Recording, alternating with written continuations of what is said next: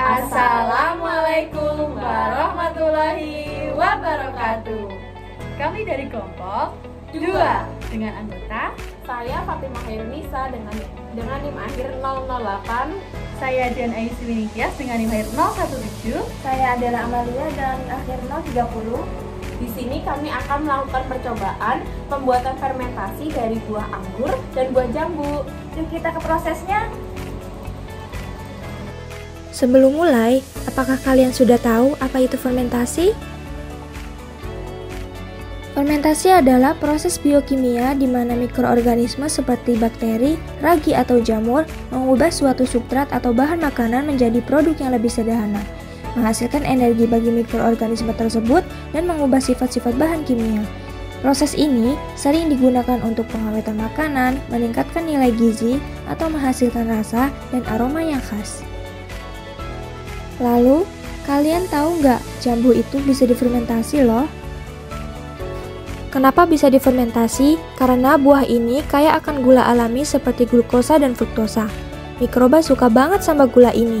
Jadi, pas banget buat diubah jadi alkohol, asam, atau minuman sehat. Itulah kenapa jambu bisa jadi probiotik atau cuka. Keren kan? Yuk kita lihat proses pembuatannya. Bahan-bahan yang digunakan dalam fermentasi buah jambu, yang pertama ada jambu kristal sebagai bahan utama, ada ragi tape sebagai agen fermentasi, kemudian ada larutan gula sebagai sumber energi, dan air sebagai pelarut. Selanjutnya memasukkan buah jambu kristal ke dalam botol sebagai wadah untuk proses fermentasi berlangsung. Selanjutnya masukkan air ke dalam botol yang berfungsi sebagai pelarut. Kemudian masukkan larutan gula sebagai sumber energi utama bagi mikroorganisme dalam ragi. Masukkan ragi yang telah digerus halus ke dalam botol. Penambahan ragi inilah menjadi kunci utama dimulainya proses fermentasi pada buah jambu.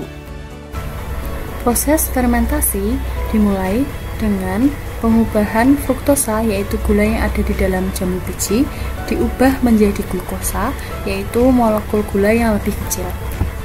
Proses fermentasi dilanjutkan dengan pemberian ragi tape yang mengandung Saccharomyces cerevisiae. Saccharomyces cerevisiae membutuhkan makanan yang berasal dari gula untuk melakukan metabolisme dan menghasilkan suatu enzim. Enzim yang dihasilkan dari metabolisme Saccharomyces cerevisiae digunakan untuk mengubah gula menjadi alkohol dan juga karbon dioksida. Di samping itu juga menghasilkan zat yang menghasilkan aroma khas untuk minuman hasil fermentasi.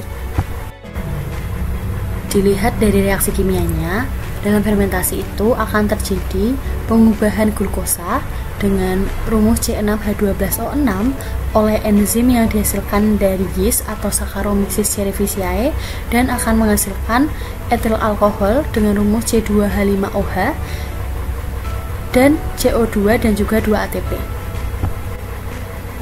Reaksi lebih detailnya di mana nantinya glukosa akan diubah menjadi 2 asam pirufat melalui mekanisme proses glikolisis. 2 asam pirufat ini akan diubah menjadi 2 asetaldehid dan diubah menjadi 2 etanol dan akan menghasilkan CO2 sebagai produk samping hasil reaksi. Maka dari itu, ketika kita membuat fermentasi dari buah, akan dihasilkan gas-gas karbon atau kita lebih mengenalnya sebagai minuman yang mirip minuman bersoda. Oke, selanjutnya setelah kita selesai membuat, hasil fermentasinya akan seperti apa sih? Yuk kita simak baik-baik penjelasan setelah ini. Jadi, fermentasi buah jambu yang kami lakukan juga menunjukkan hasil yang sukses. Warnanya berubah menjadi agak keruh, aromanya menjadi asam menyengat, dan rasanya berubah dari manis menjadi asam khas. Secara ilmiah, proses ini merupakan gabungan antara fermentasi alkohol oleh ragi dan fermentasi asam laktat oleh bakteri seperti Lactobacillus.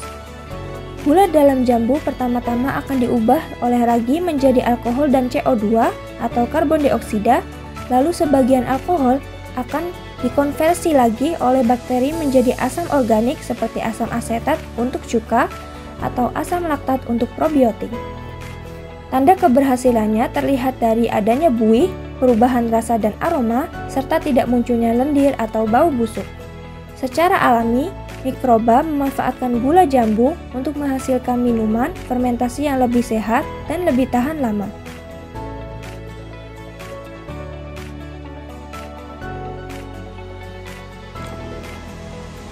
Nah, itu tadi proses pembuatan fermentasi dari buah anggur dan juga buah jambu. Mudah kan? Kalian bisa coba di rumah. Apakah kalian bisa? Nah, sekian dari kami, semoga bermanfaat. Wassalamualaikum warahmatullahi wabarakatuh. Bye bye. Terima kasih.